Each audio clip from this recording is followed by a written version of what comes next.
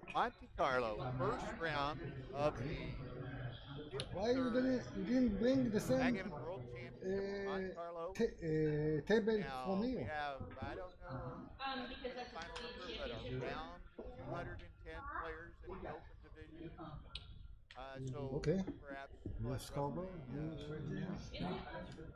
35, I think 40 you have a percent. We've comment. got five. It's okay. You don't The need others the. have a I trust, yeah, that it's on.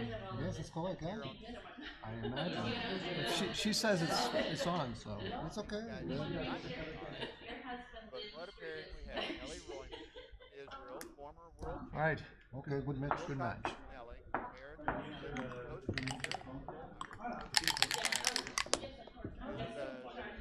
generally widely regarded as one of the best players in the world. He played for a number of years, has not played in 20 years perhaps. He's back onto it and performing extremely well. So this should be Galaxy is requesting that we use so a we're off and clock running. app. Ellie's playing I the can white, show you how it works. Wilcox playing the blue.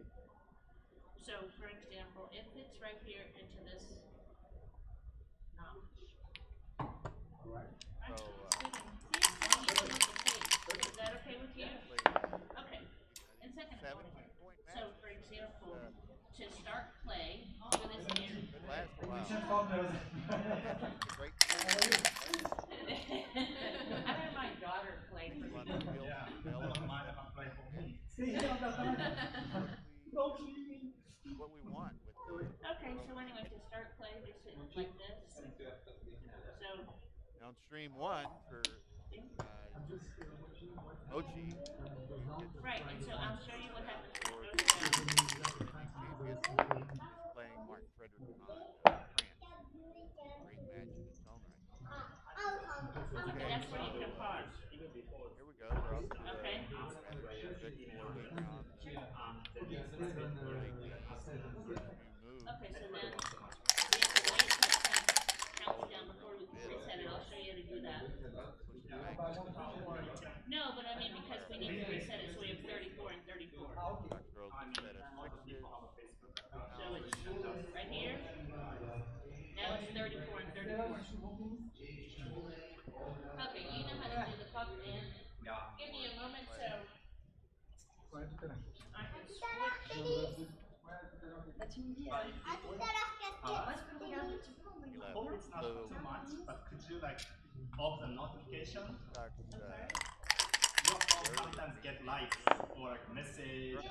shutting down. Combination of rolling It's an airplane mode, but it's still getting notifications. So no, I do. here. Yeah, but they see it In on the fact, stream. So he decides to cash. hang on a Things second. played on, but Yeah, it's an airplane mode. Do you know how to? the cash early here, Let's see for take the points settings. and move on. Maybe is it a focus that you change? Not Do not disturb. Okay. there we have it. Okay, 1-0 Wilcox.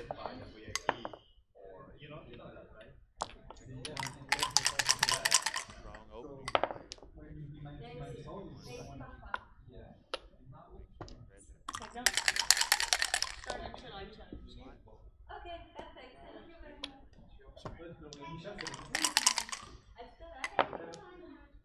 Fine. Me too.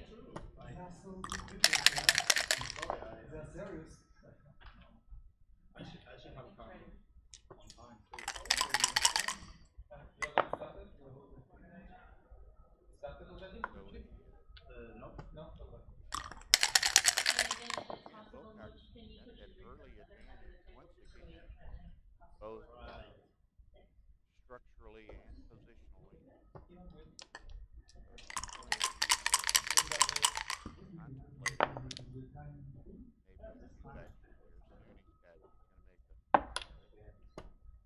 so plays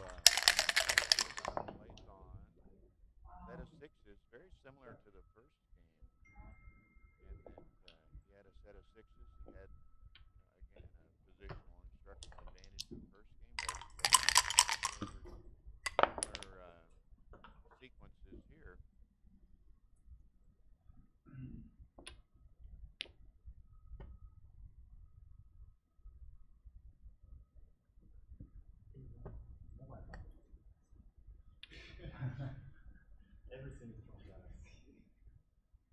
So once again, as with the first game,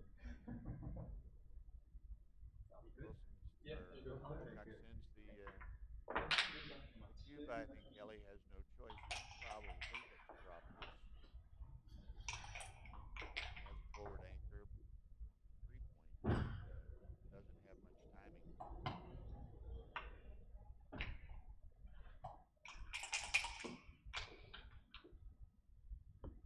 But he does find a take here. Forward three, a little bit of an awkward roll for Carr. Let me move over this way just a little to get away from that TV.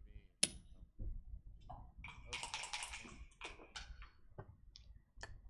So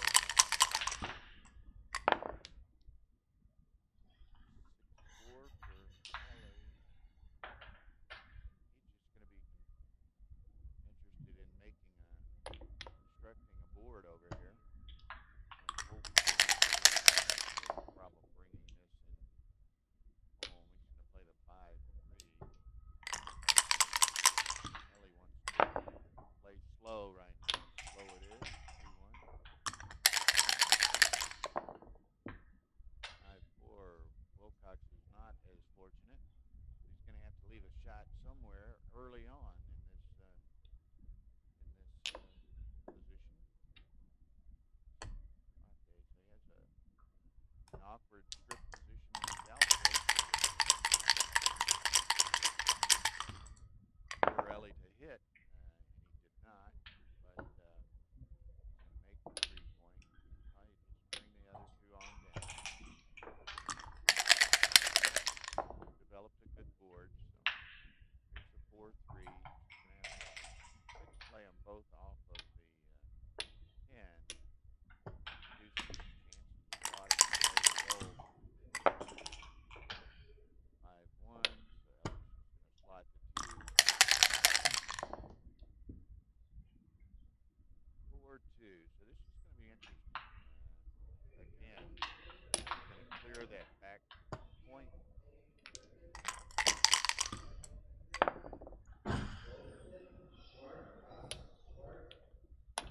Ellie's still at work in the construction. He's done quite well.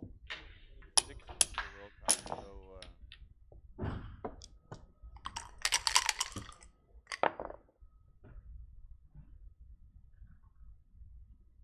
Ellie can't wait around too long, so he's going to go ahead and run with that checker off of the 20-point. Wilcox, does he take one off, or does he play to the deuce to keep himself even on those back? Ellie 3-1. Save the potential future gammon here.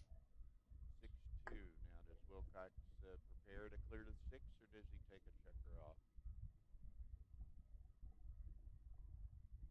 There are some gammon potentials here, so there is some incentive to take the checker off.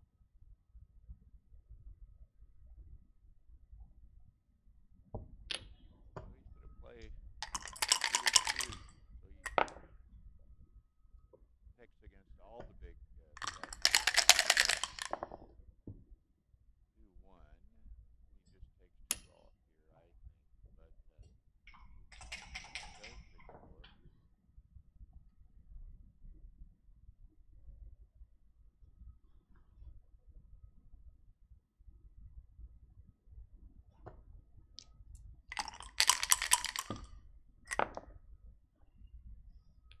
For Ellie, so he run.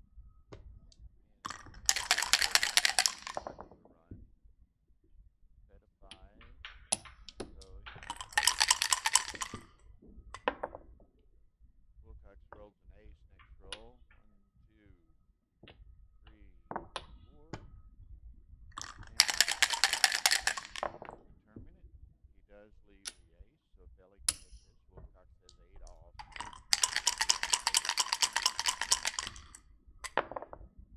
Ellie misses, so now he's got to try to he should.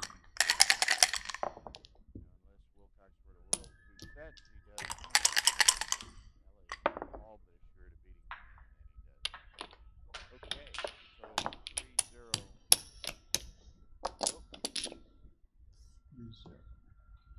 again, these 17-point matches can be real riot deals for players, viewers at times, and commentators.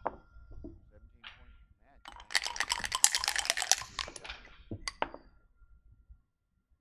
6-4 for Wilcox. 4-2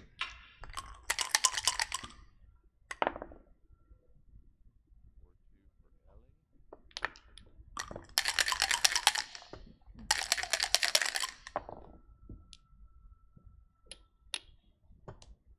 This forward anchor can fly as he would like.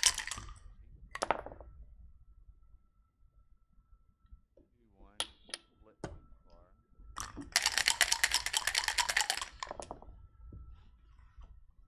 3 he can make. It's funny, both gentlemen, I've seen them each caution the other perhaps not to pick up the dice before it hits the box roll. But better practice just to wait till the ball hits the clock. But again, 5-6. He runs.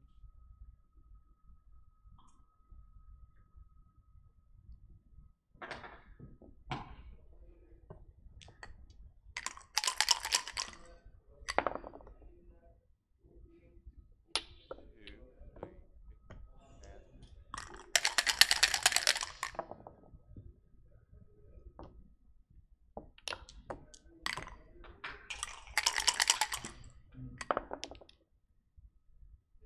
For 1, second time in a row, he rolled a 4-1 for the ball.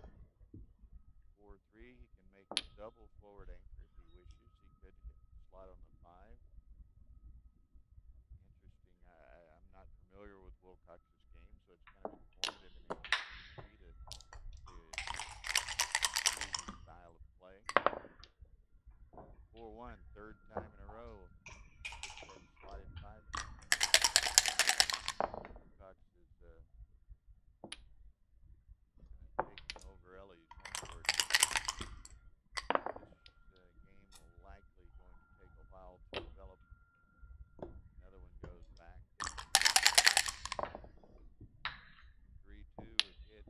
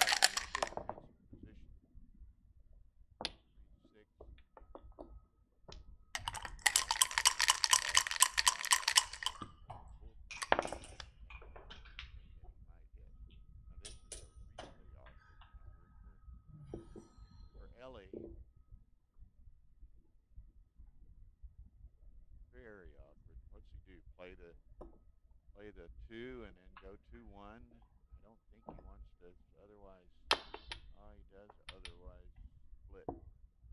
But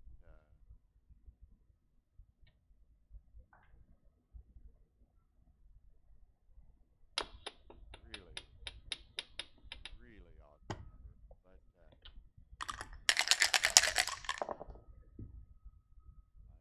5-4, which hits.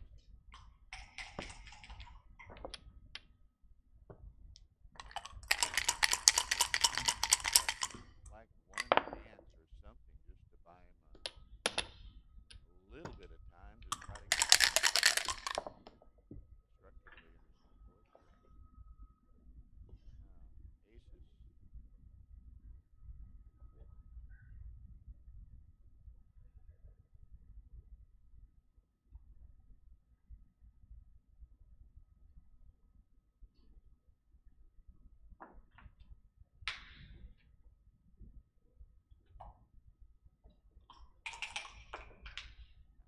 I suspect that you might go ahead and make the bar. You're ultimately going to need it back anyway. The 8 point doesn't do that much with having the 5 banking 20 point.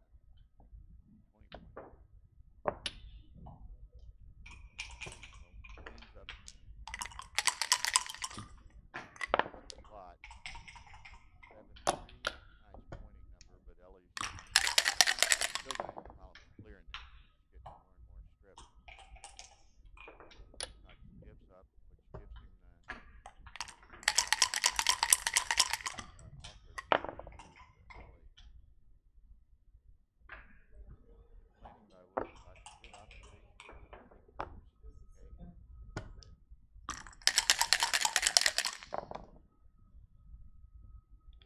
4-1.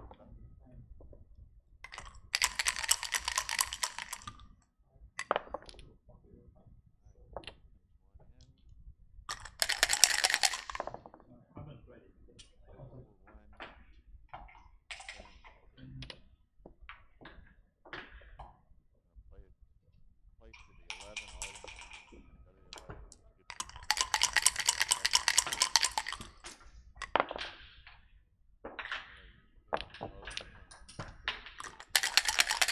Nice roll here. Wilcox could get it a commanding position. There it is, 7-5.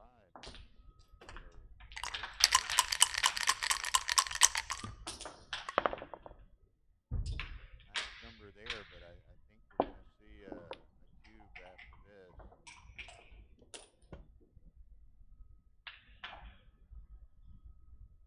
Yeah. There it is.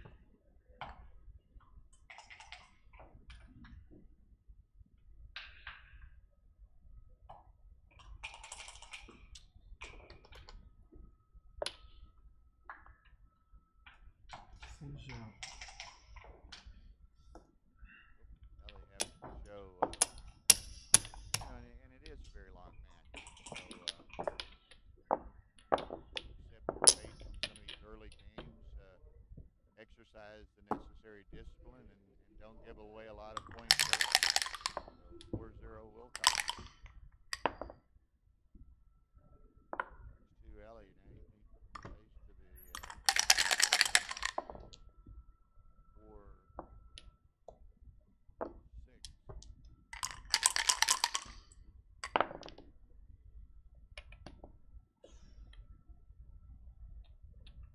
These are our anti-glare dice. Generally quite effective, although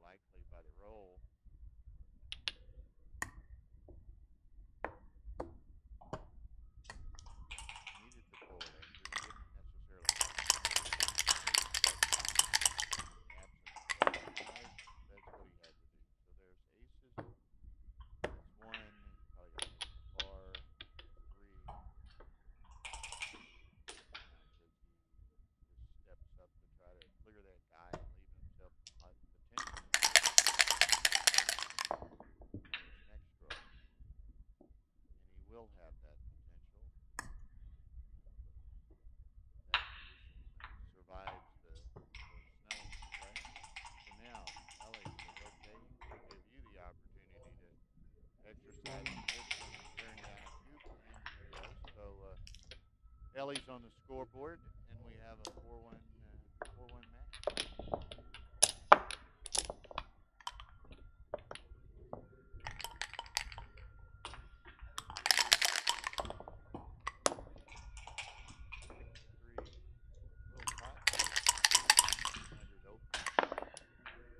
Five board's gonna hit.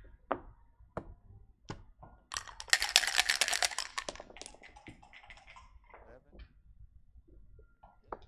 Hit.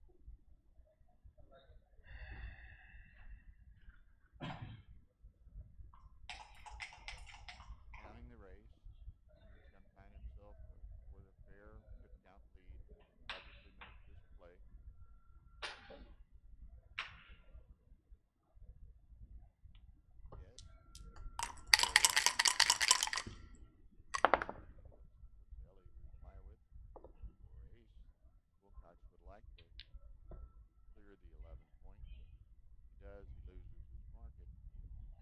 What contemplating his options here?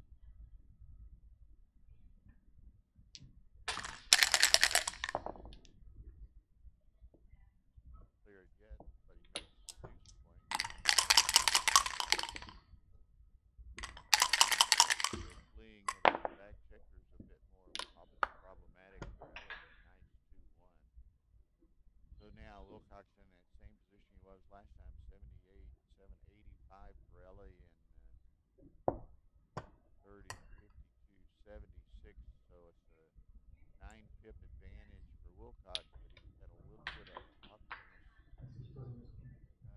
in the short term here. 9 pip lead. Ellie with 1-4 deficit. An interesting, quite an interesting position. Again, I'm not familiar with either of their games to a great extent, so I don't have a great feel for what they might do or what their tendencies are in positions like this. Okay, Fenwick.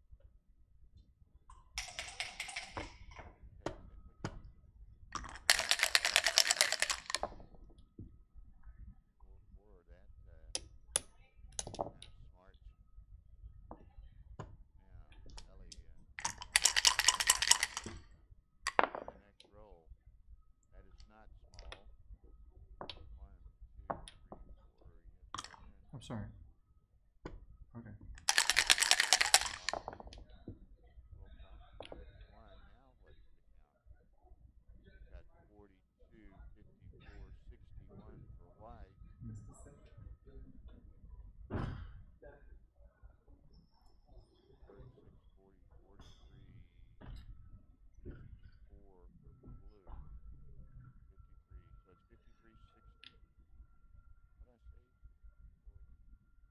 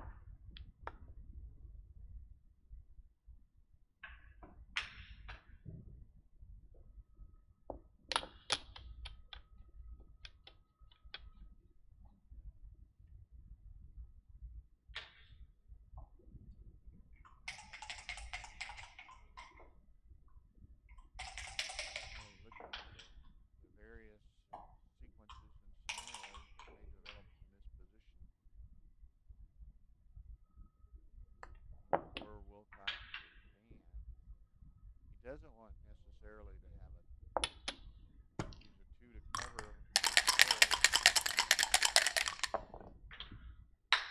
Okay, so now how much with trailing 6-1, you can give a bit of a pressure cube to Wilcox here and say, okay, you're going to have to pay to see good fortune come your way by my bad rolls. And Wilcox said, no, thank you. The price is too high. So 6-2, Wilcox wins.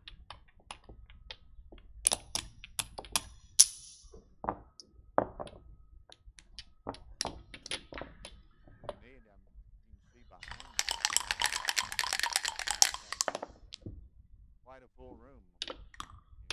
First round, first day of the World Championship. Absolutely everyone in the tournament is playing.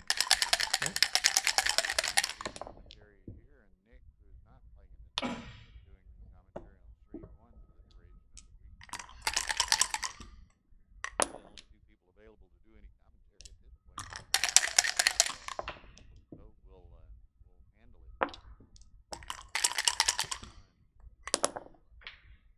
Okay, so sixes on the 1 point board, and then there's the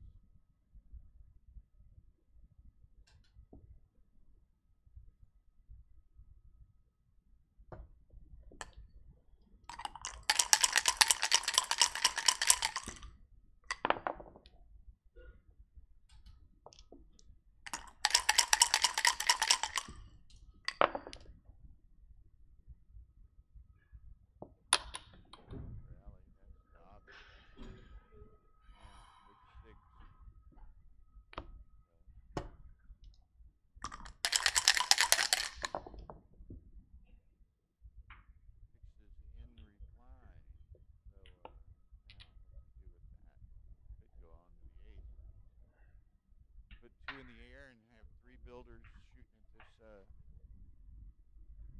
other blot out here. I think that's what he's going to choose to do. Putting a fifth in there back.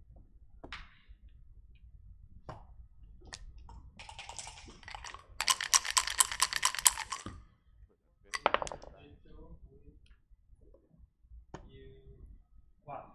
Okay, yeah. What? No, no, no, we're fine, we're fine. So. A lot of advantages in Wilcox's favor here. Go ahead and try to take advantage of it. He does, which puts that score. A lot of pressure on Ellie, but Ellie is going to take 4-1. That's going to be a hit.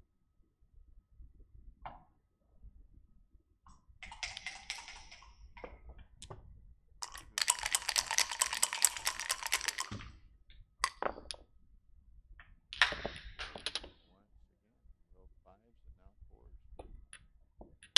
Bring two in from the bar.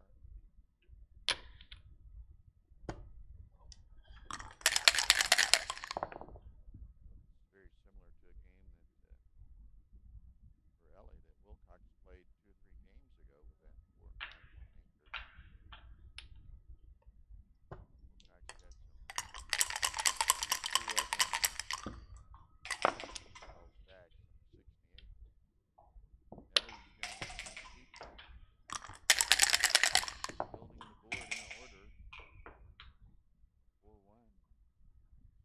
Stack yet another. Yes.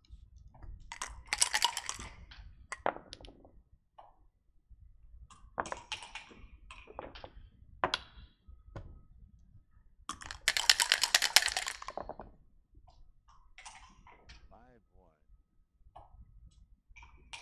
Go to the ace, I guess.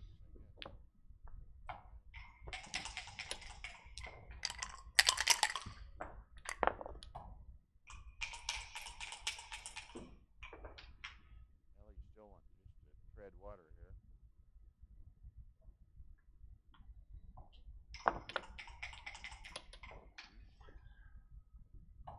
Just leaving it. I mean, we both know, but It's 5-1. for the camera, I know.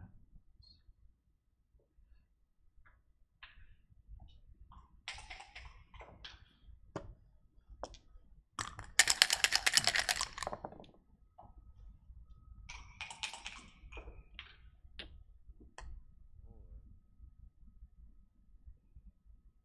5, you can. Interesting choice. The fact that he unstacks the color from here.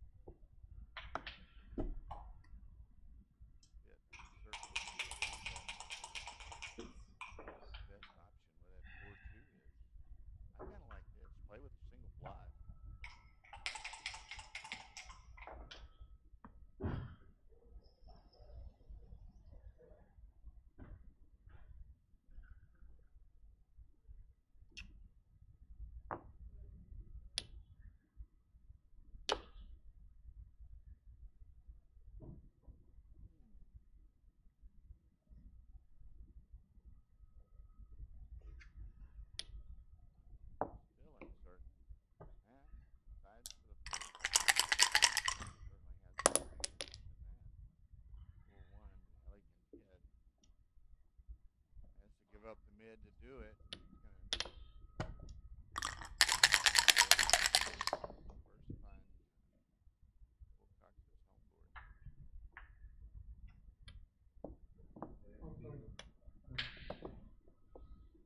Two in the air.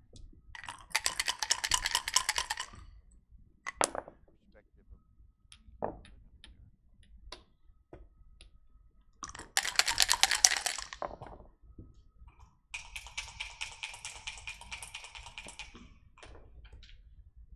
Bring the guy on around. Back. Nicely developed board. Wouldn't necessarily like to get another checker hit. It's not that important to make.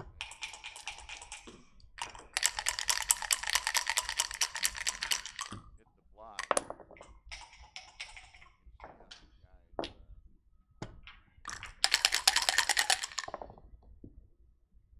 play as they should to give their opponent more bad rolls and fewer good rolls.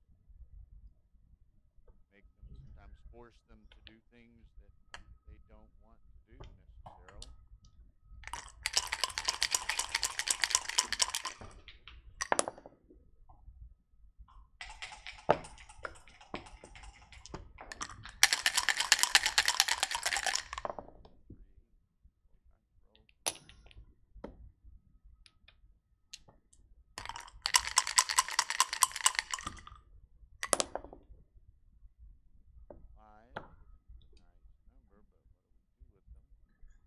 All the way to the 5. Any point.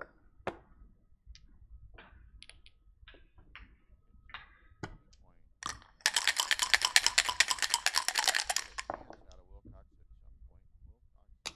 Wilcox is not obliging. Come around. Up. Liga.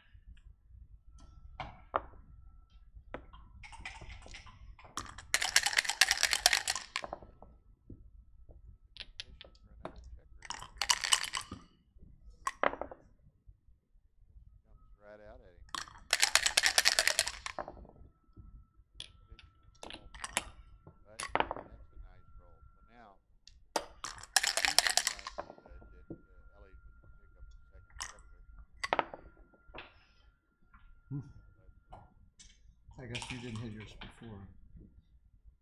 Just stop it. Yeah. Okay. It's okay. You have 5-3? Yes, but the time is running. What do you want? It's No, it's fine. You have 5-3. Okay, it's Yeah, okay. it's good. It's fine. We're good. Used here, I thought Wilcox rolled something But if time is running is No, I understand. It's a problem. it's running is it's not legal.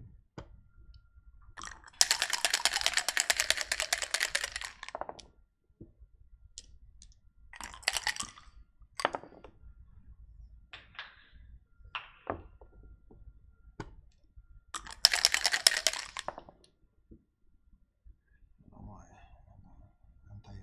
Okay. Yeah, Okay. probably. But a little late. There was no downside to playing on.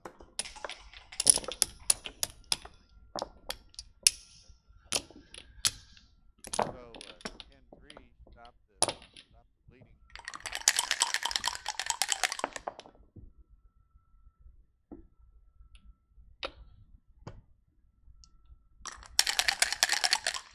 Tara.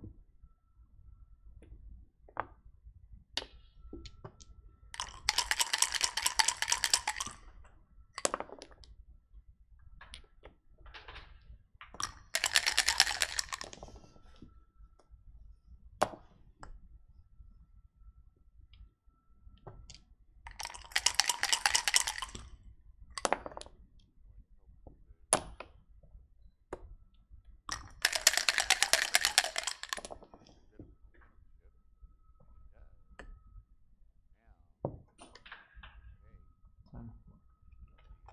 Aggressively sends that early cube, and Wilcox judiciously declined it. We can get some water. Or Yeah, that's good. like they're going to step away from it. So, nice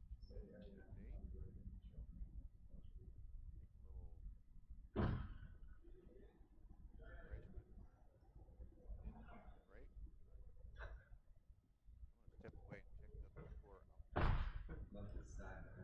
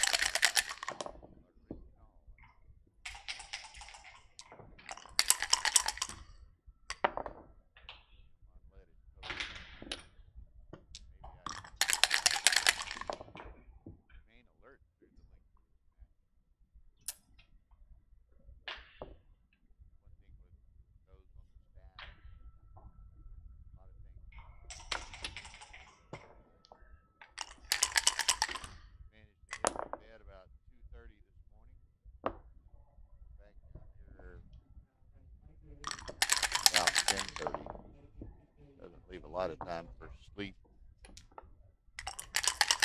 showers, little something to eat, and back on duty. But we enjoy it. Okay, 4-2. So Wilcox could make the 4-point. He could step up and take the 5-point anchor, but I don't think he wants to do so with Eli as far advanced as he is. 4. Now, does he go to the 6? Yes. He could come to the 8. He goes to the 8. Makes the 5 points. So now Eli's got a pretty good position with a lot of building potential. He's probably going to make the bar point here, I would think. Just give Wilcox the ace.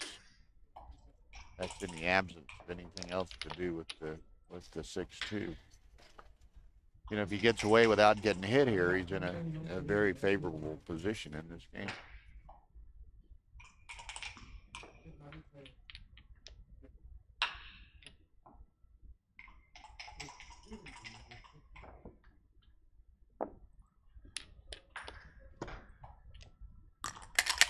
So he does opt for that play. Wilcox does miss it. So I wouldn't be surprised to see Eli send the cube here at this 11-4 disadvantage. He's perfectly willing to take the points and play for more if Wilcox wanted to take a chance on this position. I think we're looking at a double drop here.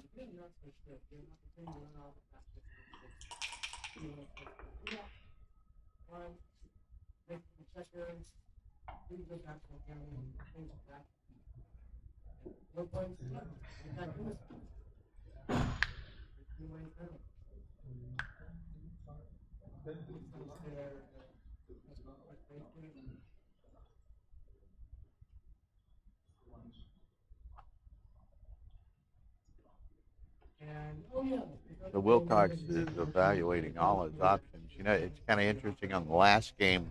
There's different structures and different people, different positions.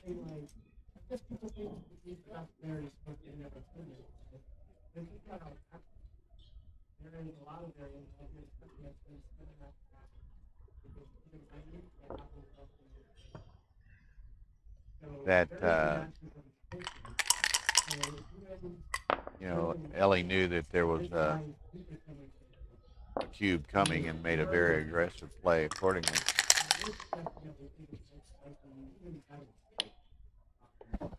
Okay, Tara tells me I need to change mics here. The other one probably won't be as sensitive to the commentary behind me, so pardon me a second.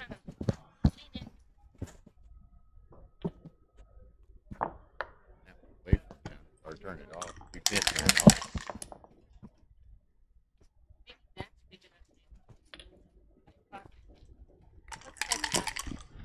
Okay, so I've changed to this tripod mounted mic, so let's see what happens here now. While I was doing that, Eli did get a cube in that Wilcox took, so Eli has a chance perhaps to get back in the match here. This is going to be kind of an interesting play. Where's the 4-3 though? 5-2. Yes. I'm not confident here. I think that has to be the play, I guess. Yeah. So anyway, we'll you know, it's kind of broken. That play made it kind of the take, or that roll, not the play necessarily, but that roll made Wilcox's take probably a good one.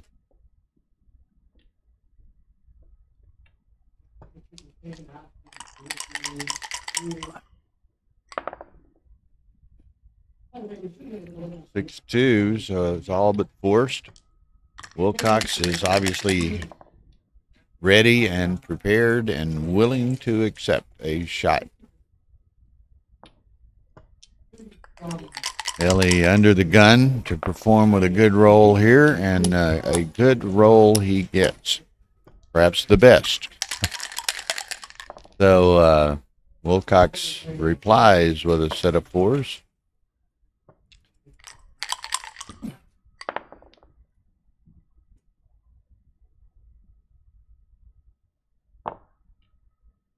And again, as many of us players know, and many of you viewers know, but there's some newcomers to the game and less experienced players. We, within that exchange, saw the real ebb and flow of backgammon. Wilcox has the large lead. Was willing to take Ellie's 2 cube for the potential, which manifested that he might get a late shot with a great board and capture the game. Ellie trailing, wanted to be a bit more aggressive, and Ellie got in a position which was rather awkward, but then rolled a set of 4s to escape. So Ellie's going to collect 2. It could have very easily given another roll. Swung the other way, and rather than being 11-6 as it's going to be, it would have been 13-4. And the probabilities and the match equities associated with those types of score-based decisions are the beauty of the game, and that's what is so challenging. And there's just so many subtleties and what have you with the game. Now, Wilcox is trying to make this interesting with a couple of sets here.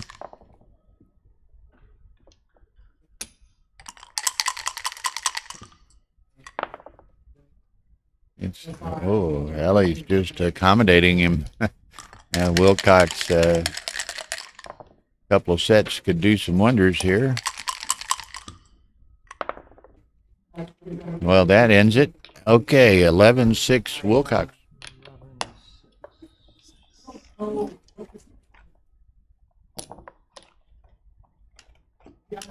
I know this will be aired on a delay, so it'll probably be after the fact, but we do have a second round match at 10 p.m. tonight. Yeah, pause for a moment. Pause for a moment. We're going to switch out mics. Yeah. This will use a good one.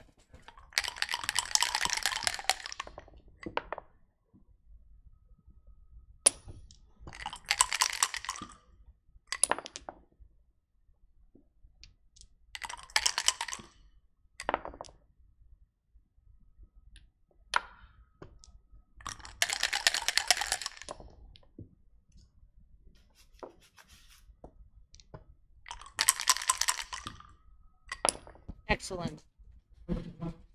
Okay, she's given me now what she has referred to as a high-quality mic. And I said, you had me talking on a less than high-quality mic to start with. So, anyway, where are we? 11-6. I was going to say that this will be after the fact for many of y'all. Look at this early cube by Ellie's going to, well, he lets it go. I thought he might snatch that up, but 10 p.m. tonight, second round matches. So we'll have some good ones, I'm certain. But we'll try to keep everyone advised of the upcoming matches and the upcoming schedule. Even we can publish the schedule before we know the actual participants. So we'll try to keep everyone abreast of that. So 12-6 to Wilcox, or as some prefer, 5 away, 11 away.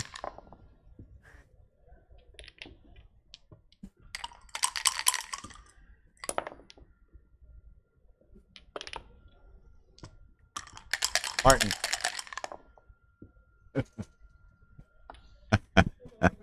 All the doors look the same on this wall, and a couple of them lead into service and storage areas. Martin Kahn was just heading into the service area. Okay, nice roll by Wilcox. Aces comes in. Makes it 5 point, giving a 4 prime. 1 ace to go. And this is one you see all the time, and I'm never terribly certain of what I'm going to do. You know, you can play to the 23, but that brings it under direct fire of the 8 point. You could play 6-5, which does not. So I often tend to make this play. Truthfully, I've not gone to XG and studied it a little bit to see what is the most appropriate play. Set of threes, that will work. Make the bar and the 5. 2 best points you want from that original position. 4-5. So Wilcox brings 2 down. So both have good positions here. Wilcox has 1 checker escaped.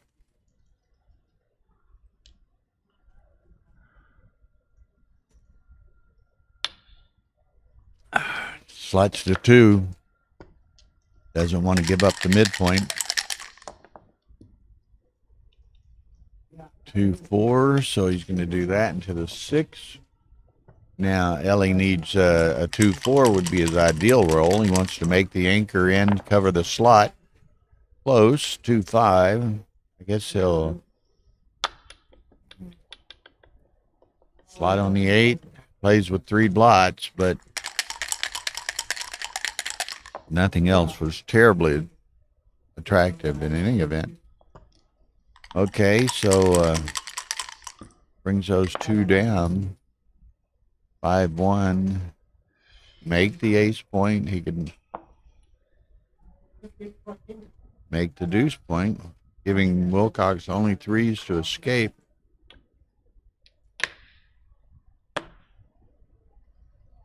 He's going to play it the other way, and, well, he's not. He's debating it. Does he put him in the air and give him the 55% entering numbers, or does he leave only 3s, which is 33%, or 30%, actually? He's going to put him in the air and hope he rolls one of that 45%. And then hope he himself either makes points or rolls a 6 to escape. He would take either right now, a point or a 6, and gets neither, but he does make the 8 point.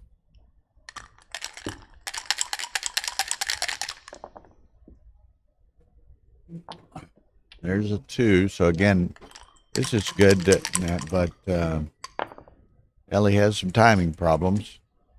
Now you just make the 4 point, I think. Give not much else to do. Give him a 6.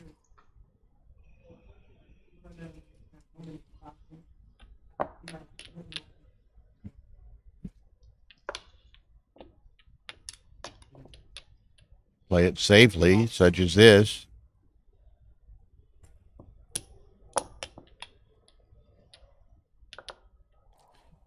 Looking at all of his various options.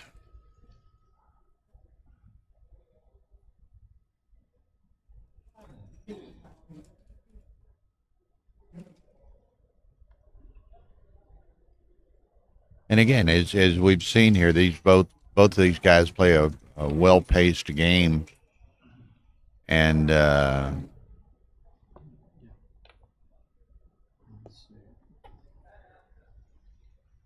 Okay, that's the it began here. This is the beginning. So, yes, that is correct. So they both play a well-paced game, have a lot of time left, so they can, get into difficult positions such as this, and they have plenty of time to think about it.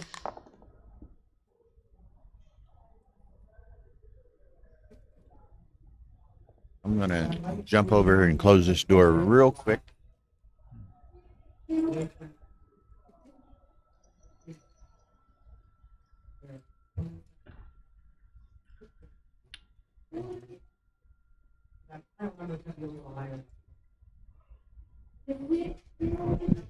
Try to be particularly conscious of the potential of players to hear some of the commentary.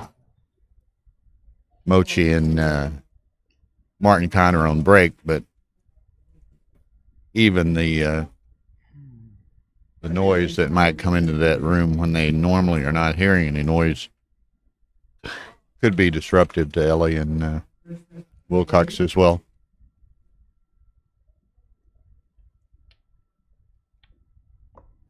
Okay, Wilcox is going to try to prepare to escape.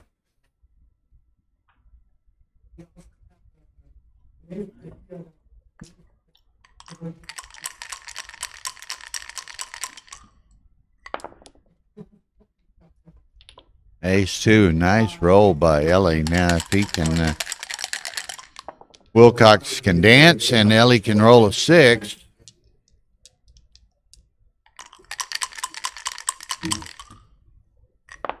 He'd like to send that cube, but he just can't do it.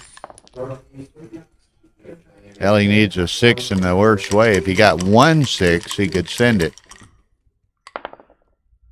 There, he got the 1 out. Now, if Wilcox dances again, then we're going to see Ellie cash this, I think.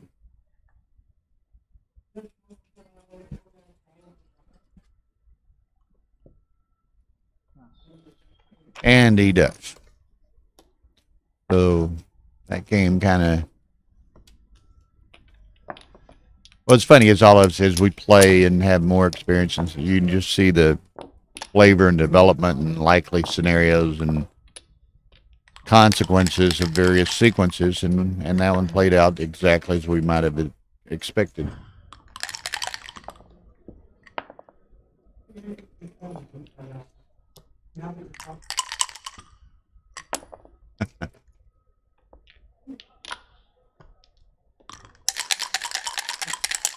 Okay, so 12-7 as Ellie struggles, keeps fighting to try to get back into this match. A set of 5s is a very nice roll. Comes in, makes the point, brings down another builder, and now he's got, well, a nice roll by Wilcox, which takes away the potential that Ellie had of maybe doubling from there.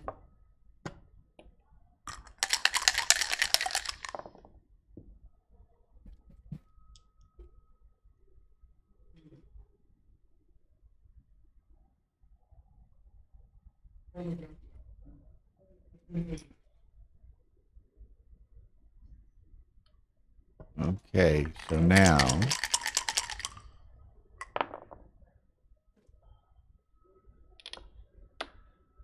Ellie kind of buttons it up a little bit.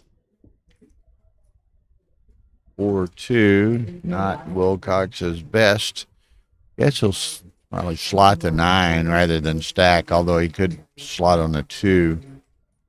But I think this is the most constructive potential. Has to leave a shot either way. Runs to the 11. 6-2, that's the bar point. Set of boxes. Oh, so 1, 2, now 2 more. Which are those? He keeps the mid. Well, maybe, maybe not, he says. Let's think about this. What if I make the ace? Give him a 3 shot. Okay. Wilcox.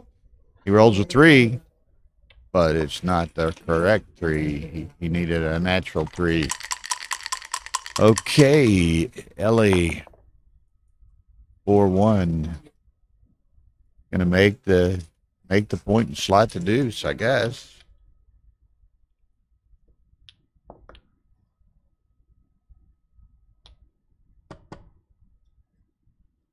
I don't know that made much difference. I may be wrong, but I think I would have played the other way.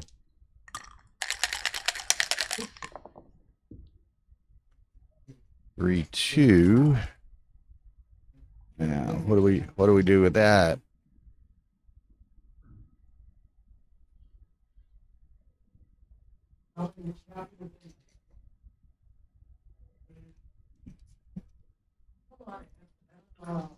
Plays him 2 down.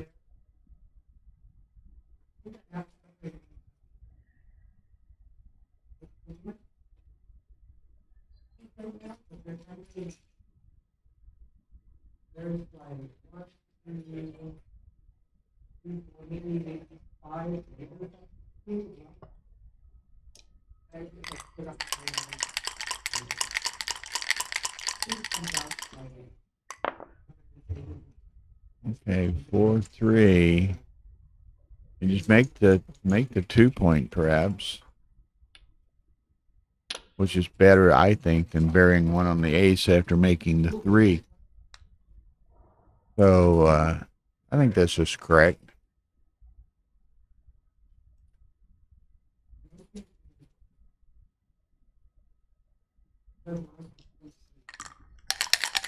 Okay, Wilcox contemplated sending a cube.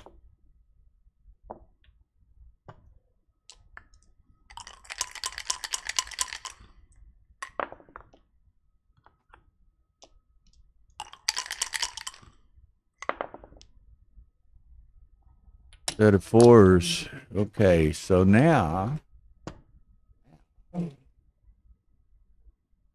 yes, here it comes. Ellie, what do we got? Takes this one. Okay.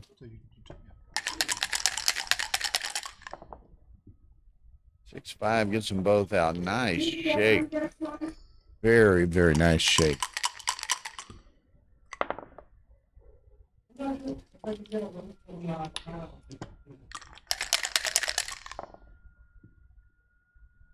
Ace, deuce.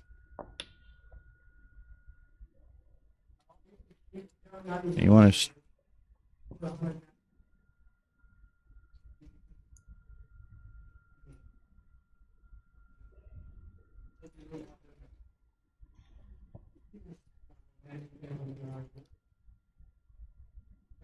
I think that's right, probably. It keeps the 2 back checkers split, but it also allows you to maintain a 6 shot away from, if Ellie were to roll a 1-6 and run, you want a maximum number of returns at the blot. But Wilcox decides to play it the other way. I'm sure it's not a huge difference. Okay, 1-5 now. Wilcox has to be careful. He's way behind in the race. He has to be careful not to give Ellie the potential to escape. So he's going to take the checker, hit it loose, take it off the front edge of the 5'. Just bank on Ellie not rolling a 3-6. 3 otherwise. Just takes a builder away from Ellie and his homeboard.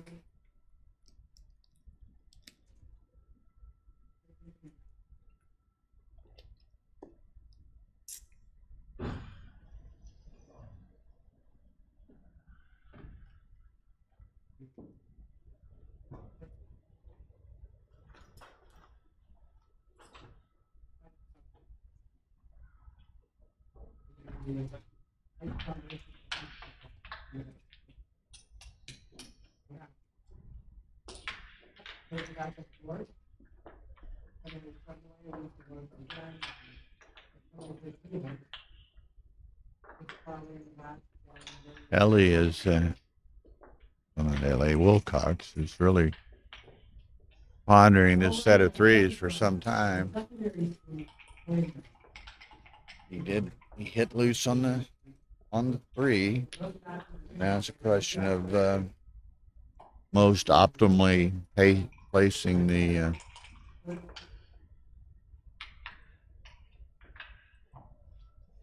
the checkers to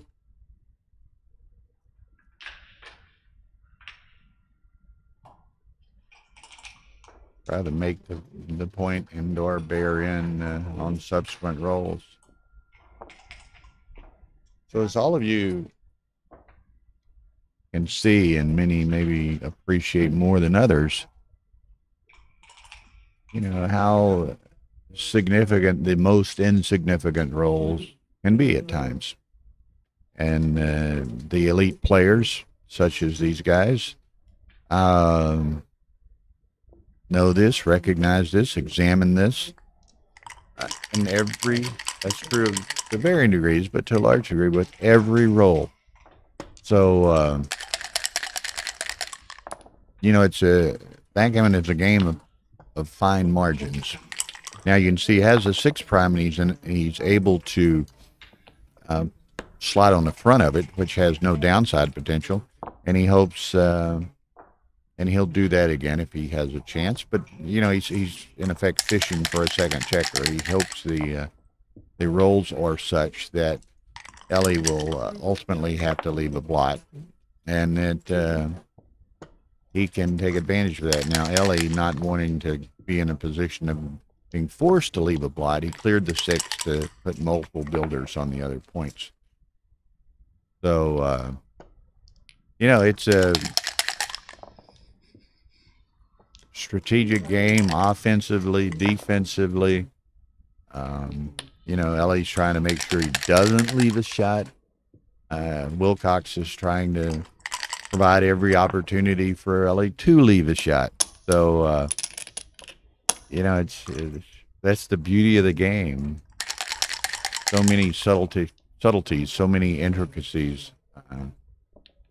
And it's a 5,000-year-old game, and that's why it's just the dynamics of the game are just so amazing and so perfect that you have, you know, the 15 checkers and, you know, 6 pips in each of the 4 quadrants and 2 die. It's just, you know, it's kind of like baseball in the perfect 90-foot dimensions to the bases, where there's so very, very many razor close plays at first base. We're at 80 feet or 100 feet. Maybe that wouldn't be the case, but 90 feet seems to be perfect. And the same with the, you know, the structural layout of a backgammon board and the play.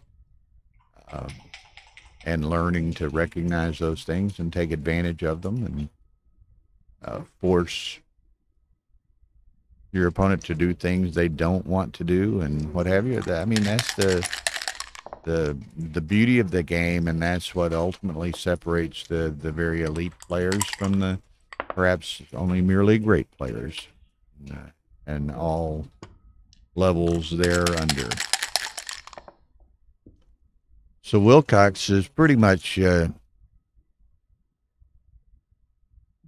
milked this for as far as he can go, but of course with Eli in possession of the cube, there's nothing Wilcox can do but keep playing. And now here he needs to let Eli play an ace. Well, there's 2 aces, so that ends that story. He was going to let him play an ace before he hit and had him enter with an ace. So now, now you just play it on. 6-5. 6-2. There he clears it. Now he has to be careful. Now you see how he plays double sixes play. Perfect spares, as we call them. The spare on the 4, 5, and 6. Perfect spares. The most efficient position to bear off from. 6-2.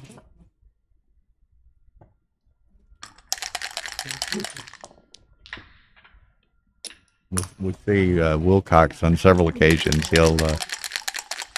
He makes little shifting movements of checkers to accomplish certain moves, rather than move the checker the specific number, and that's can be confusing to the beginner and inexperienced player sometimes, but to the, you know, to the veteran, it's just natural. Okay, so he gets a shake, 5 numbers for the gammon. does not get it. So 14-7, Wilcox.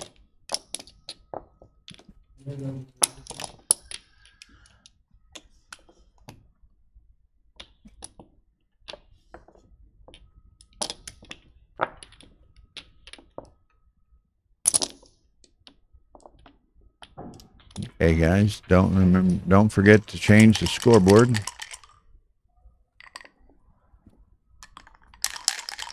Let me remind.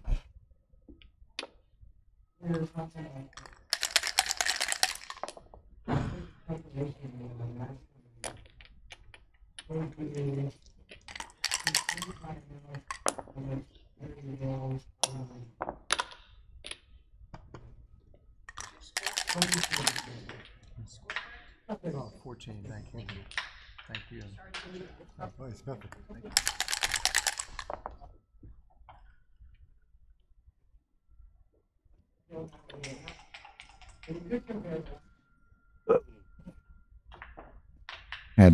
Went in and asked them to change the scoreboard. Want to keep it as accurate as possible for the viewers so that there's no confusion. And also, if the players only glance at the scoreboard, we want to make sure that there's no confusion on their behalf.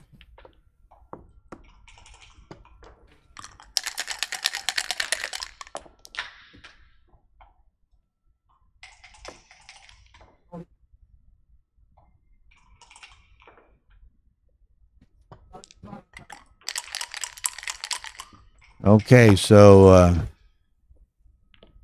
Ellie's just not having a whole lot of good fortune with the dice, so he's, I think, now at what, 14-7, he's going to seize every aggressive opportunity that he's afforded to try to get back into this match. Okay. Got to hit this guy, and then it's the 6.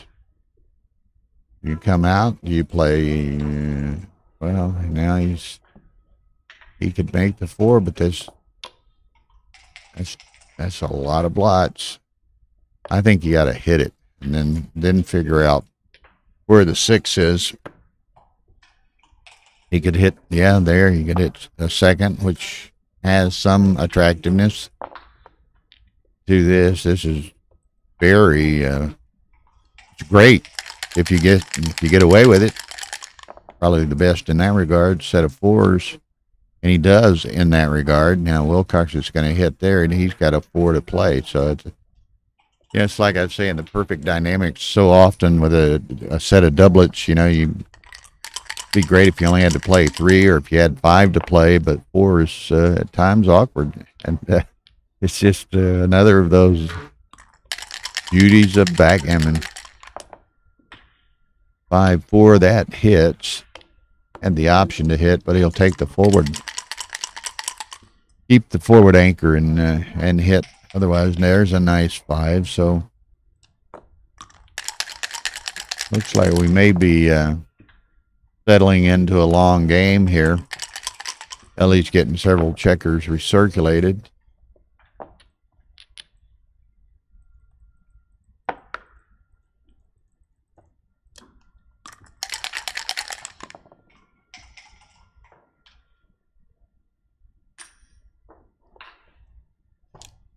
Okay.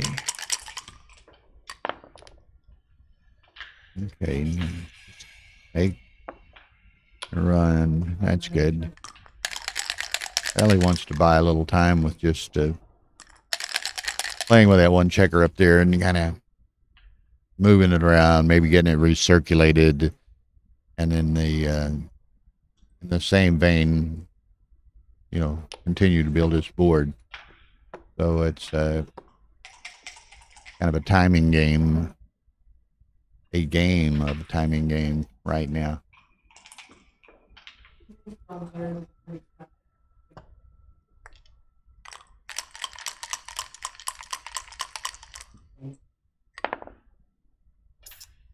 Use 6, kind of a one of his more awkward numbers. But again, at this point, he doesn't mind if this checker on the 8-point gets hit.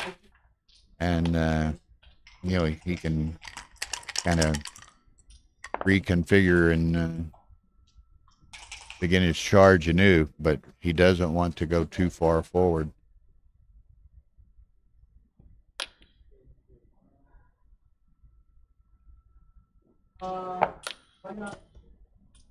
He would really, at this point, prefer to get hit with that, get that blot hit.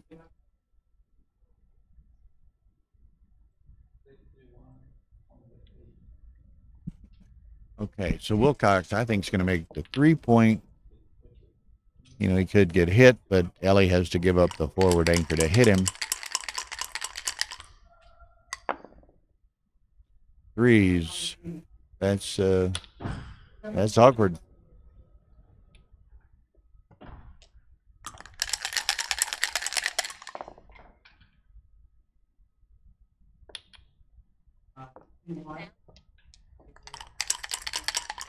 Yeah. All right. What's that other match score?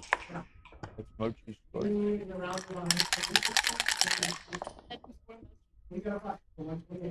Okay, 7-4 Mochi on the other match. So you can see, I mean, we're at 14-7 after almost approaching 2 hours. Mochi and Martin Kahn 7-4. So they are both much more deliberate players than perhaps Wilcox and Ellie. They're all of an elite class, but you know, and sometimes that's the you know, the roles in the development of various games dictate pace at times. So some of their games may have been more difficult than some of these games, but you know, these guys are, and I don't know how many games this is. There's been some 2 points, but they've, you know, 21 points on the board, and the other match is only 11 points on the board in the same length of time. So, but these rounds in the World Championship are very well spaced. So the winners here won't play until 10 o'clock tonight. So even if Mochi and Martin Kahn match goes 4 or 5 hours, they'll still have an adequate break between the rounds. Okay, so here we are again. You know, the set of fives allowed Wilcox to bring everything on around, and Ellie's just holding on here, down 14-7, and you know, staring another point loss in the face, and if he's were to be unlucky, staring a 2-point loss in the face.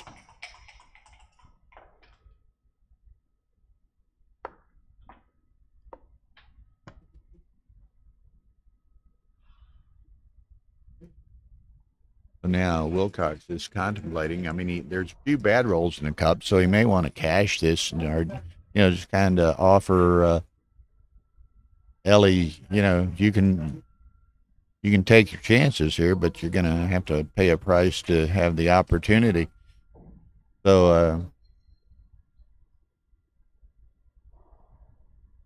you know, and again, so many things like this. I mean, you want to.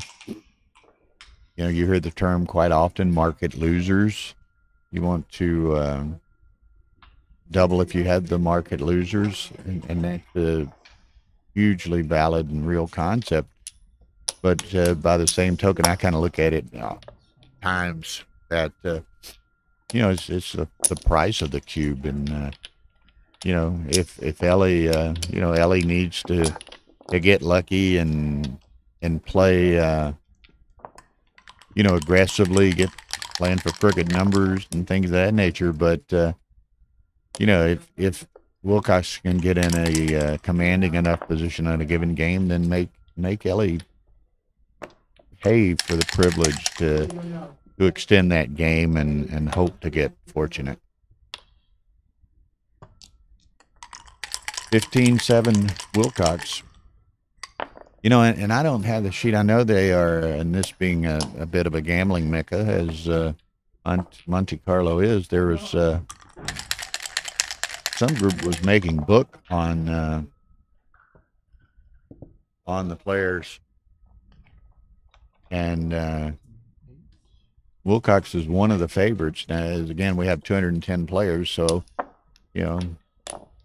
all things equal in the world, there'd be a 1 in 210 chance to win. I think Wilcox was at 50 to 1. Was what the original line was. Mochi was 20 to 1. I didn't look at it. There's few at 30 and 40 to 1. Sanders and Zdenek and things of that nature. The most perhaps unknown and or inexperienced players, they had some of them at 500 to 1. So, bet your $100 and pick up 50,000. Hey, the Kentucky Derby this year was some incredible odds like that. So, lightning does strike, but over the course of a long tournament with long match scores, the potential of inexperienced player winning is,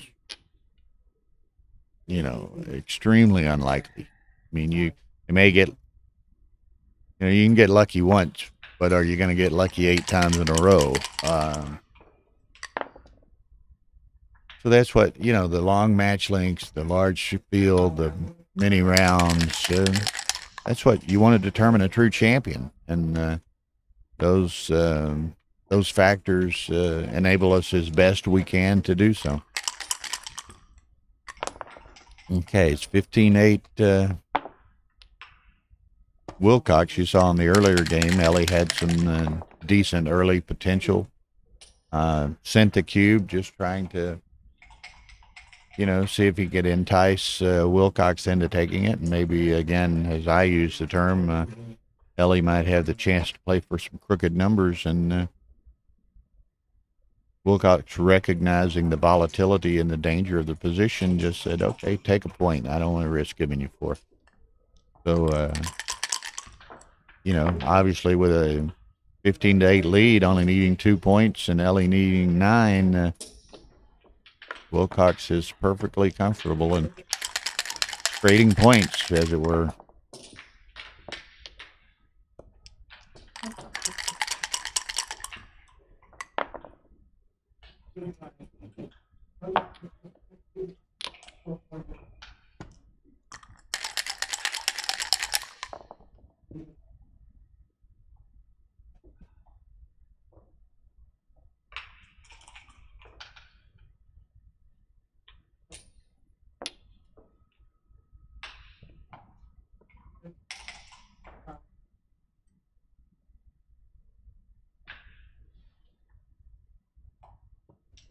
Okay, so Ellie got a potential here, so he sends it again. Wilcox says, I have to take this one.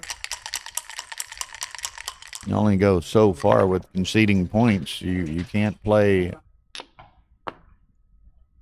You can't play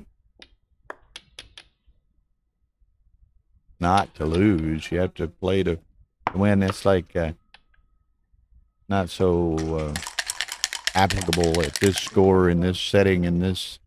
But I'll oftentimes use the phrase, you can't be afraid to. You can't be afraid to lose, and you can't be afraid to win. So it cuts both ways. Now here, of course, we have what's called a dead cube, in that Wilcox has the cube. He's 2 points away. He only needs 2 points. So there's that cube will never.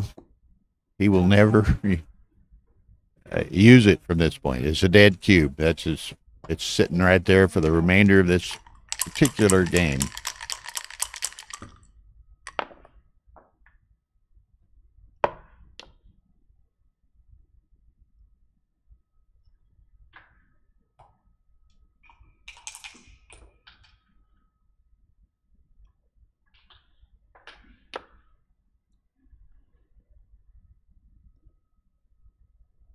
It's at least elegant. Elegant.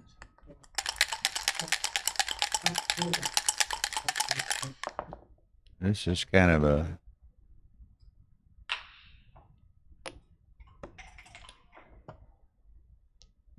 Ellie needs a 4 or 5, or he's in severe danger. If he rolls a 4 or 5, he's in a very good position. He does roll a hitting 4-2. So now, again, extremely volatile position. 3-6. He's just going to have to come out. The only other 6 is from the 10, so that adds another blot to the equation. And in this gammonish position, well, it adds 2 more blots to the equation. I don't think he wants to play with 3 blots personally, but I'm not Wil Snellings, and he says I will play with 3 blots. So Ellie's got to stand up, stretch his back, take a drink of water, and look to the dice guides here. This could be all or nothing. Could be the match, effectively. And he misses.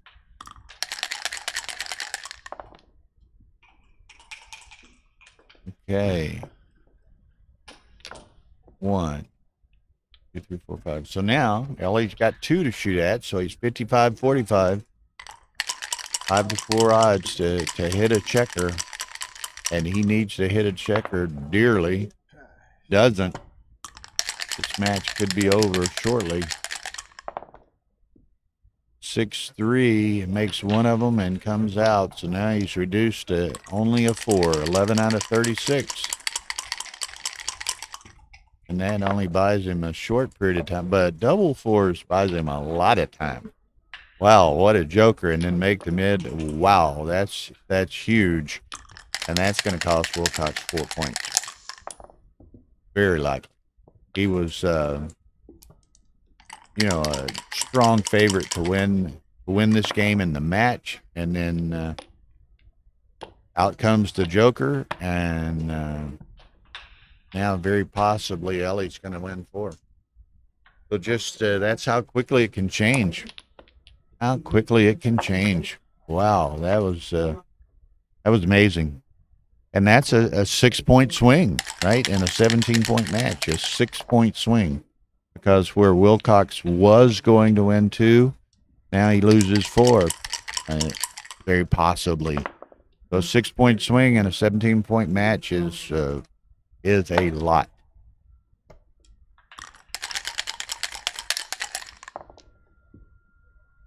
Okay, Wilcox is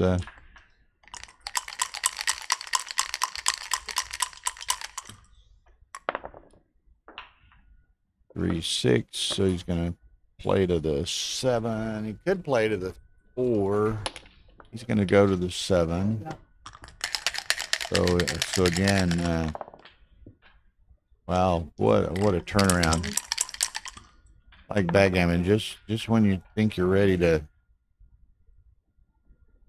finalize the scoreboard and cash your check, things change quickly.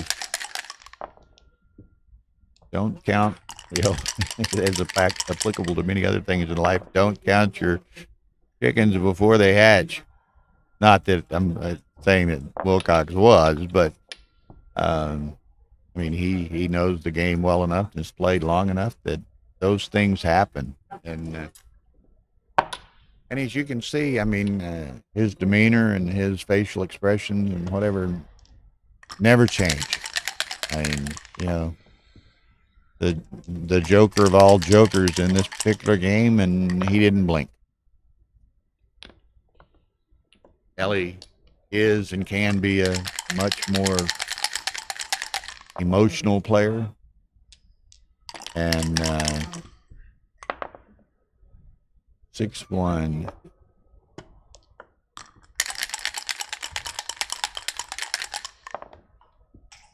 There's a 2. So Wilcox was able to get both of those checkers in and make a point against a 5-point board. So that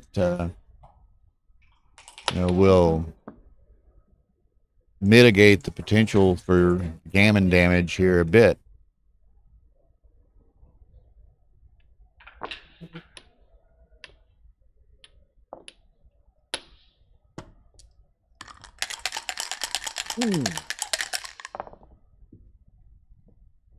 Okay, so not exactly what Wilcox wanted to have happen, because he had to, in effect, was forced to leave that anchor, and sure enough, he gets hit. But the gammons are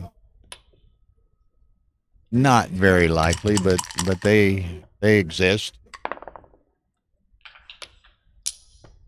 Yeah, but I wouldn't go in there just now. I wouldn't. Yeah. Excuse me, one moment.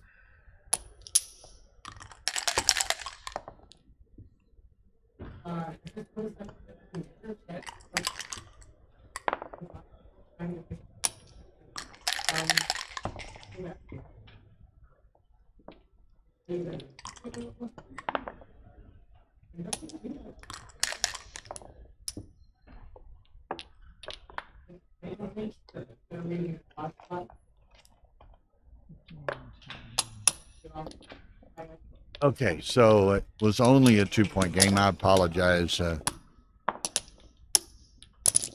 Had somebody needed a ZMF clock set. I didn't know how to do it, and he was fixing to go barging into the streaming room too. And I was afraid he would seriously interrupt the players, so I got Tara to step outside and fix this clock setting, which she's got to do real quickly. She's got to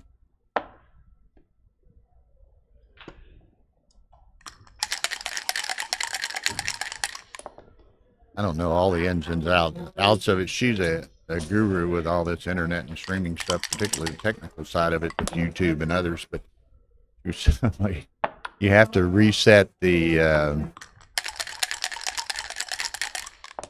internet settings on YouTube occasionally, after, and I don't know, it varies in different circumstances and with different channels and so forth. But after 2 hours, 4 hours, 6 hours, whatever, you have to reset or refresh the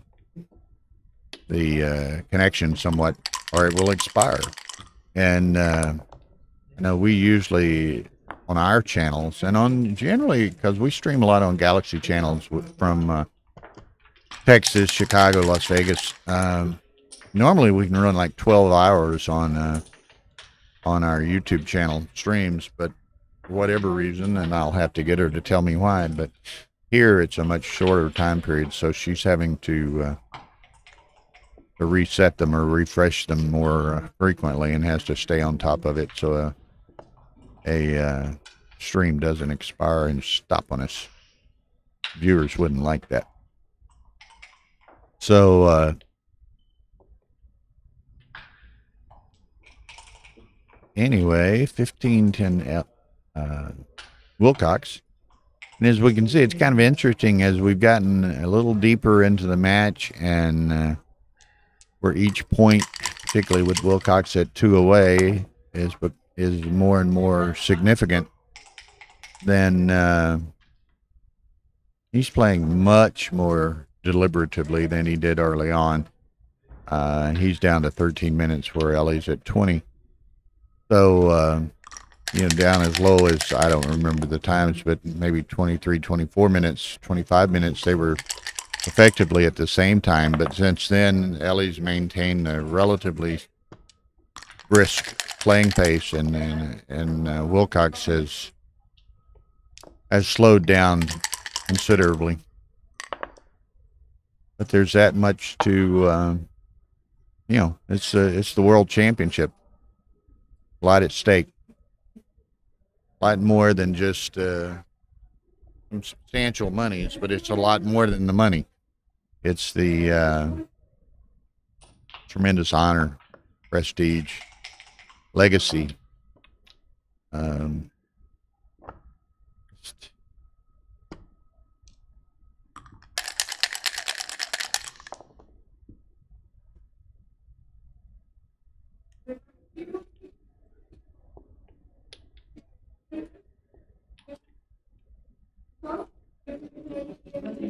Okay, Ellie he's going to have to attack here. Hope he gets lucky where he can attack here. And there's a double four. Going to make the 5 point, I think. And he doesn't have much choice. Well, he can do that. But, man, he really, really wants to attack that checker. That checker escapes. The timing and the structure is such that it's going to be hard to not lose this game. Okay, he can do that, keeping his midpoint, make that point. I think this is where I would tend to play. But and Ellie opts for it.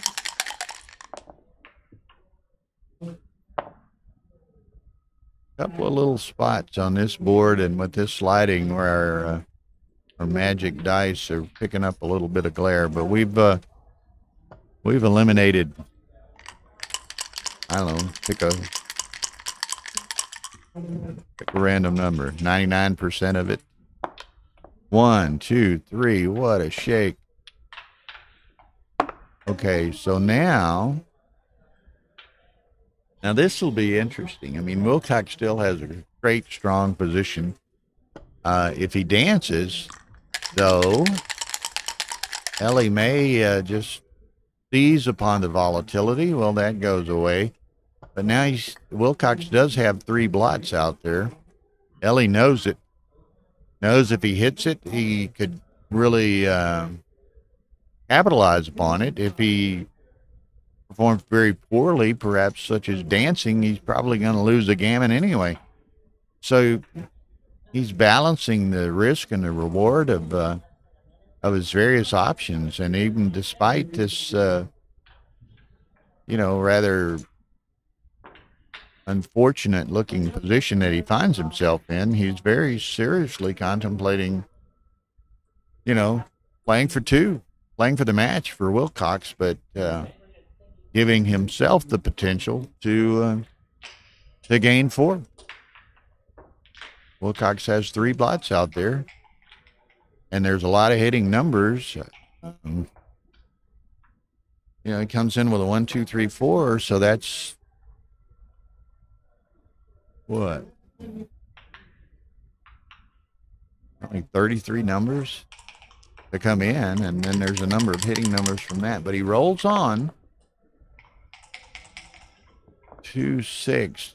It was not a number that he needed. So now if Wilcox can make that bar point, which he does not, he can't get the back guy out either. So I think he's going to go 8 and 4, but I don't know. Now Ellie's going to send it right here. If Wilcox makes that move, Ellie's sending the cube. And Wilcox knows it, so he has to enter that factor into his considerations. But if he makes this play, okay, now that's the play that I first saw, and that one Ellie probably won't double. But had he played the other one and left the blot on a 9, I think Ellie would have doubled. 4, 5, he can make the 2 point. He can hit that. Can do that. Yeah, either way, he was absent. A 6 for Wilcox was extremely good either way.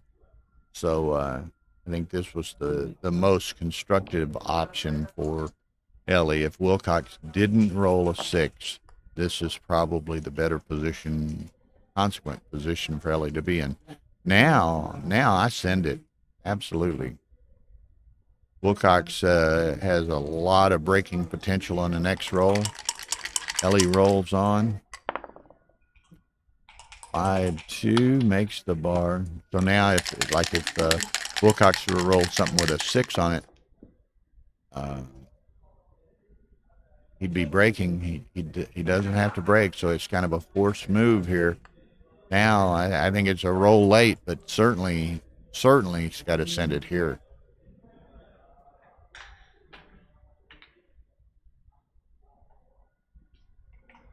Wilcox got to drop this like a hot rock, I think. So much Bill knows, but let's see.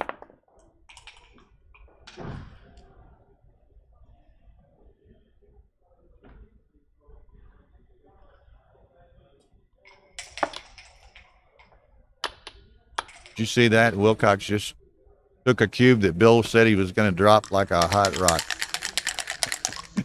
So we'll see. Yeah. So anyway, that's kind of interesting. Seeing as we can see, what time is it? It's 4:18. We're maybe 2 hours and 15 minutes into this match. And okay, so he's just got to more or less bank on Wilcox not rolling an ace here. And plus, even if he does roll an ace, there's some, well, he can play almost anything. Ace deuce would hurt. You know, and of course, ace 6 is killer the other way. Let's see what happens. I think that's correct play.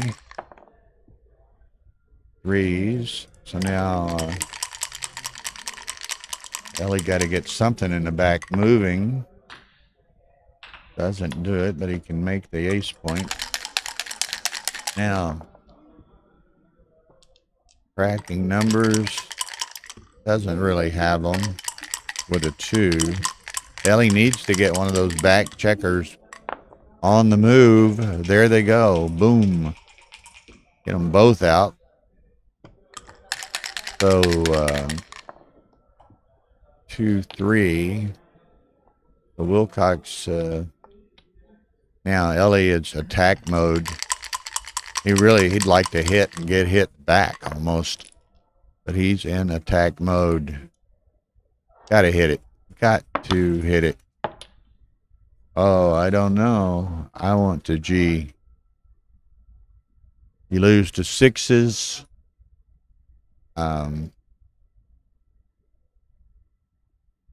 Not me. Channel my inner Neil Kazaros musings and comments. Not me. Neil might actually be in Ellie's camp with this play, but for Bill's entry money, I'm hitting that checker.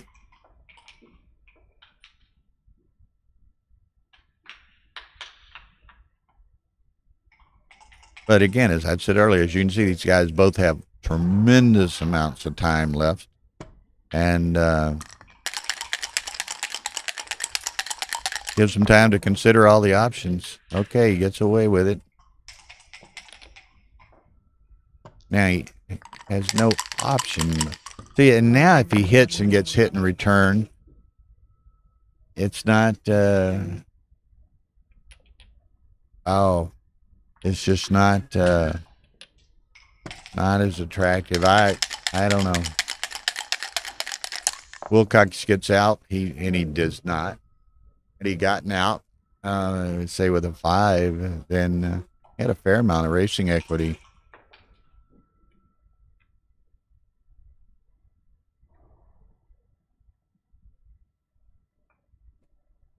Pardon me.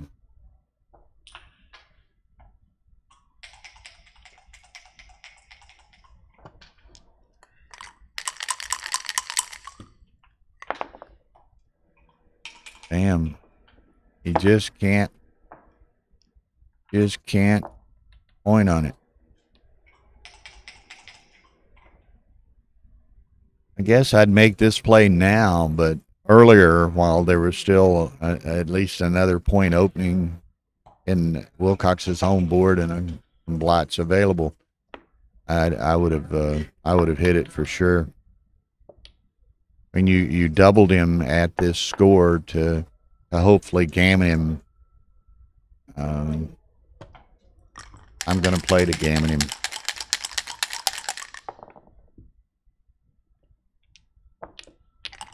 Okay.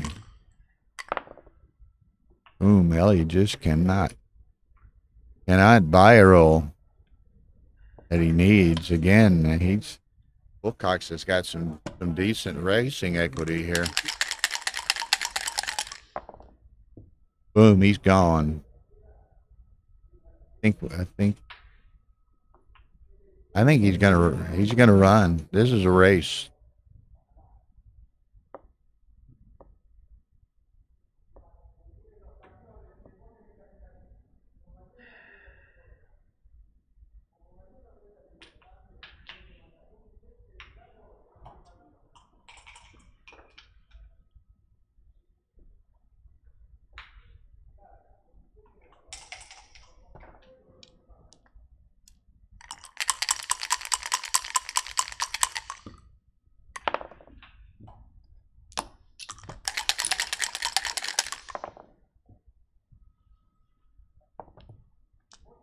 Okay. Ellie's a decided favorite, but Wilcox has some potential. Give him a big set, and it's close. 4-3. 4-1. Dice gods aren't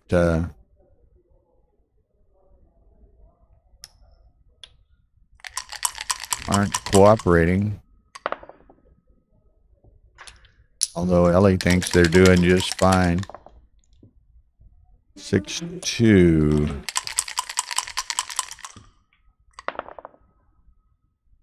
3-1. Ellie's, rolling kind of mediocre, but Wilcox is doing no better. So looks like we're going to another game.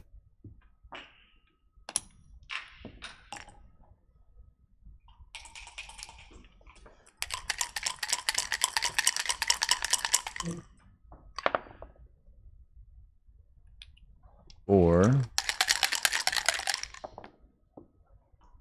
6-3. Unlikely.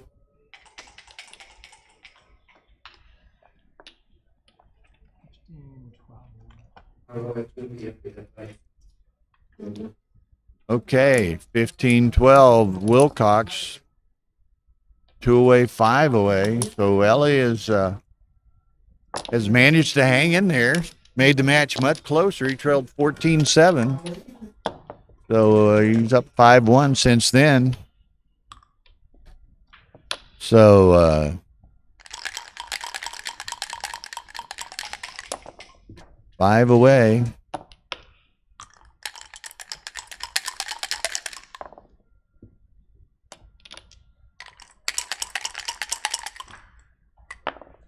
3-1, set of sixes. Boom. So look for the cube. Look for the cube.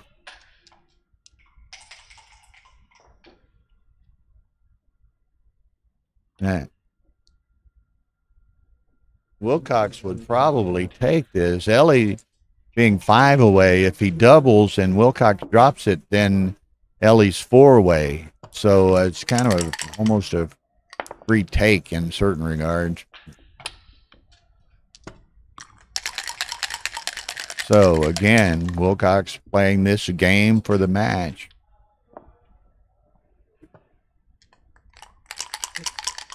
Just make some considerations of this match score, and you can see that it doesn't. If Ellie is 3 away or 4 away, is effectively the same. He's got to win 2 games.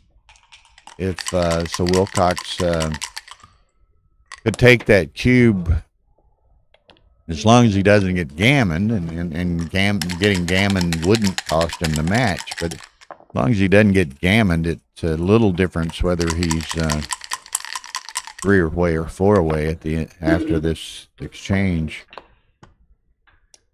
Now this is going south in a hurry from Wilcox's perspective. Ellie's just going to keep pounding if he can.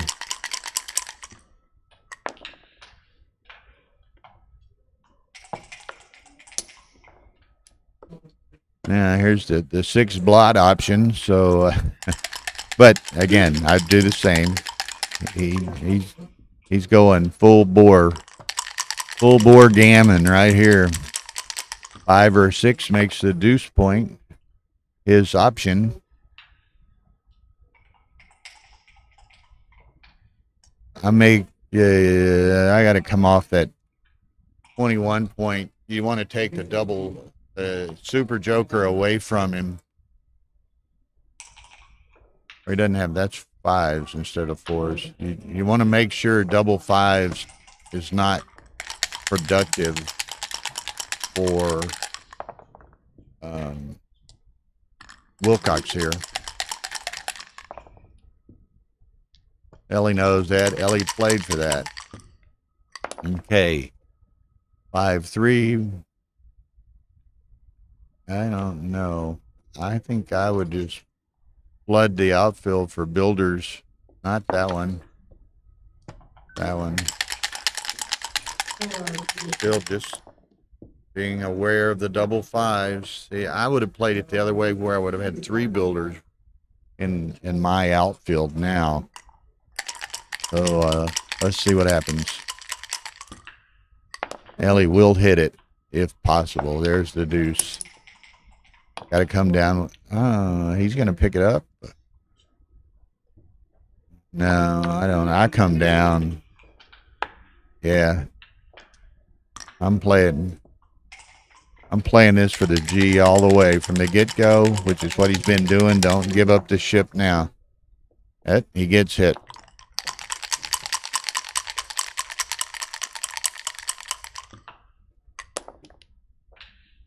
Ace deuce.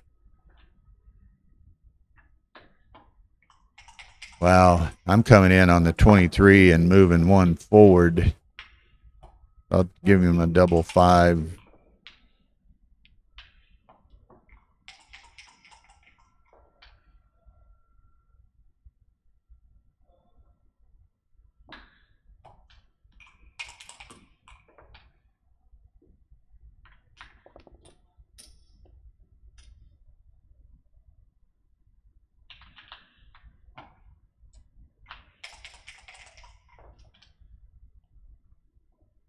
Ooh, excuse me.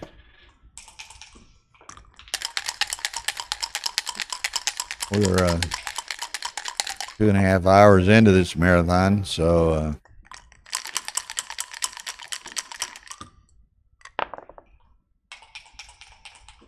4-1. That doesn't do it, but yeah, maybe that. Play with fewer blots.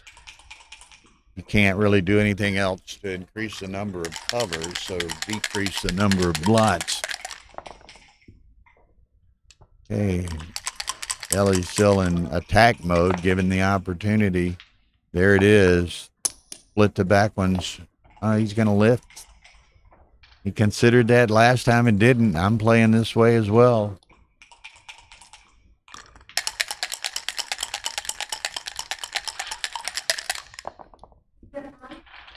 Okay, so that more than likely, greatly more than likely, going to cover this. Okay, so now just got to get Wilbur out of the back doors out there. Boy, look at this. Ugh. Don't we love backgammon?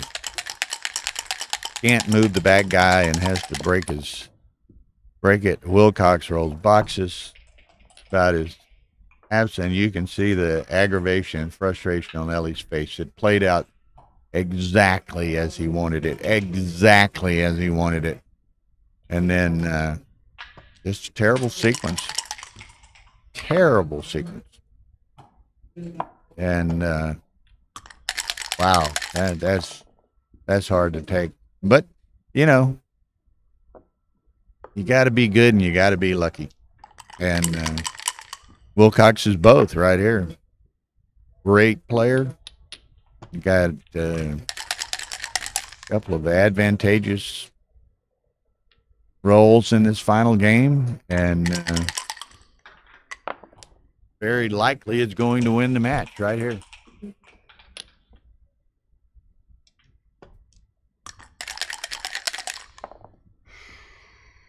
Again, I know this is going to be broadcast after the fact tonight, but second round matches are at 10 p.m.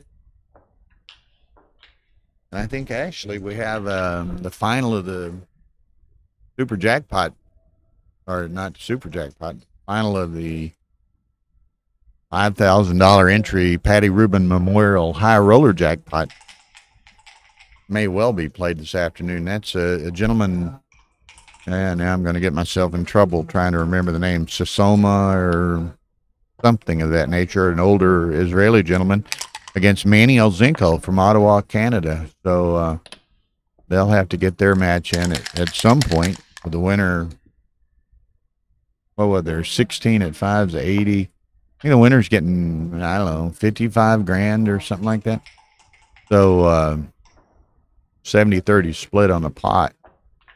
So 1680, I don't know what the rate was, but roughly a $75,000 prize pool. So about 50,000 plus the side pool. So wow, great payday for both of those gentlemen, and spectacular payday for one of those gentlemen.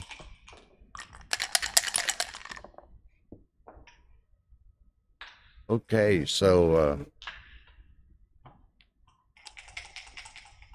Wilcox, fortune has smiled on him, and he's just going to try to bring it home.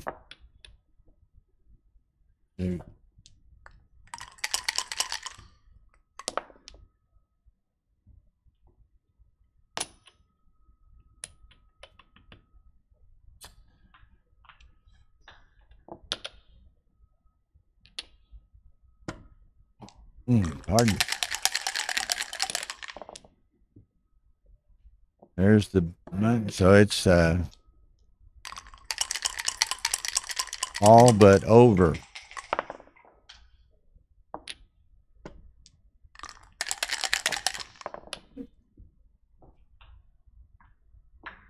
One, two, and that dice gods always have a little bit of a sense of humor.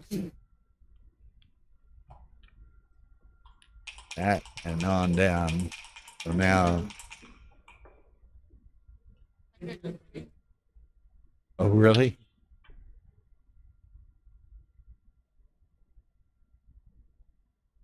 I was saying stream one, which is the Mochi Martin Kahn match, is, and this is a first round match. Remember, has peaked at over 500 simultaneous maximum viewers, or maximum simultaneous viewers,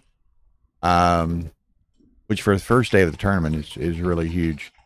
I know in 2018 we did the streaming, and that was the year that Akiko beat Philip Kazamiya in the final, and we had done a really great job of promoting and what have you throughout the week. I think, oh, what a shot that was. And set, in effect, a world record of something like 1,250 simultaneous viewers maximum. So we hope to ultimately get there, by this final. But great numbers for the first day.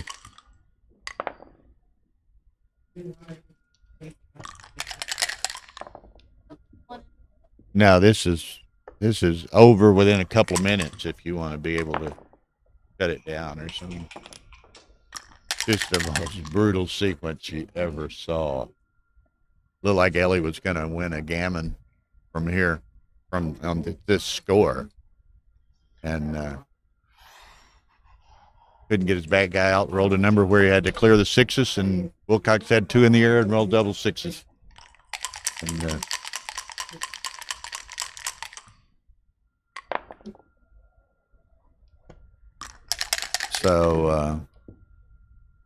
but this is a double elimination tournament. So Wilcox advances, and in all likelihood, and Ellie's going to be going into the second chance bracket. But it is one long road home from there. Although I think, if I'm not mistaken, in 2016 or 17, whenever, maybe 17, when Jorgen Grandstedt last won, I think he lost in the first round and then won 12 in a row or something like that. So it can be done, but it's a much more difficult road than were you to win, outright straight through or lose late so that you go much further out in the progressive second chance. But losing first round is like climbing Mount Everest or something. But great match. It's actually became, it was closer at the end than perhaps the score will indicate. And it just, everything, everything went bad for Ellie right there in one roll, 2 rolls maybe, and that's it. Good match. Congratulations to both of you. So for now, Bill will sign off.